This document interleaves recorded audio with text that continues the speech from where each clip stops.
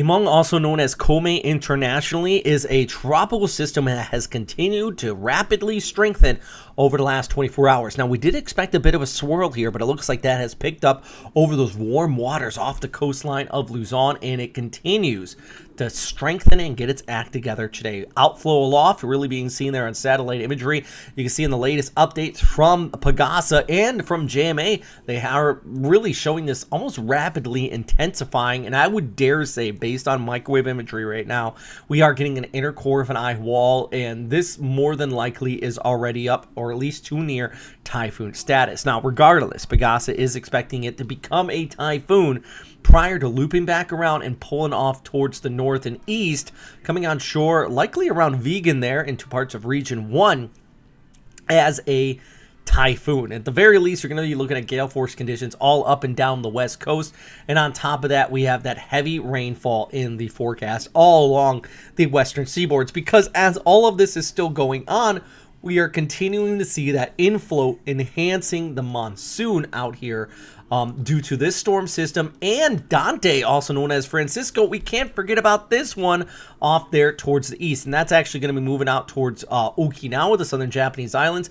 And the combination of both of these storms, combined with even a potential another storm system forming towards the east of Guam, so there are multiple storms out here to watch out, is really enhancing the monsoon. And yes, they are doing a bit of a Fujiwara effect on each other, but I think some people don't take the Fujiwara effect to its face value. It's gained this mythical kind of sense. Some people go, Fujiwara effect, my God. What a Fujiwara effect basically is, think of a black hole and another sun or another star's orbiting, and it gets sucked into the black hole. That's what's happening here. Our black hole is Francisco,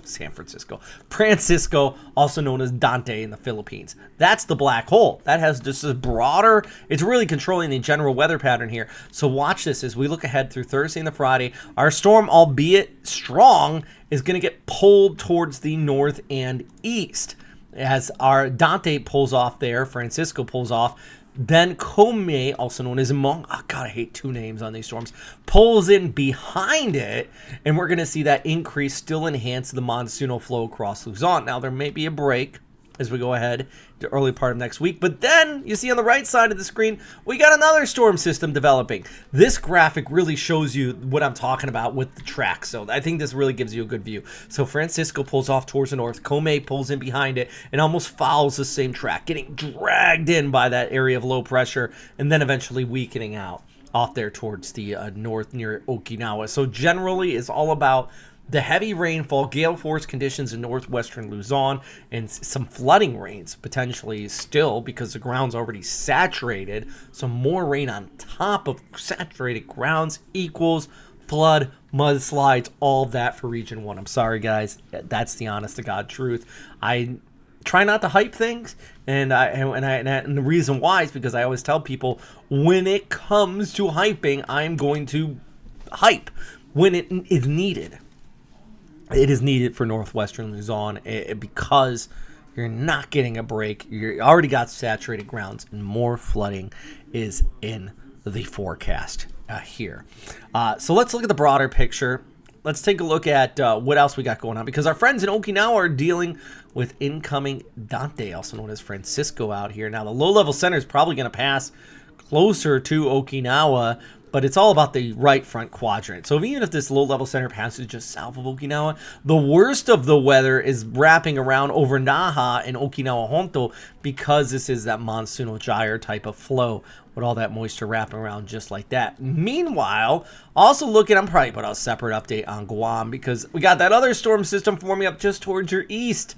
That's going to pull off towards the north, and that one is going to probably bring some messy weather from the northern Mariana Islands. Here's a closer view of Okinawa, by the way. I was just talking about you. So low-level center probably pushing out towards Miyako, Jima, Ishigaki, but you're going to be caught in the right front quadrant here Thursday over towards Friday, and just that continued onshore flow really going to be bringing some nasty weather for our friends out there in Okinawa and the southern Japanese islands, and all just this continued enhanced monsoon setting up there for you. So I say nasty. It's not a typhoon, but it's definitely not beach weather, to say the least. And then here's a look at your waves for our surfers. West Coast, rough surf all across the West Philippine Sea.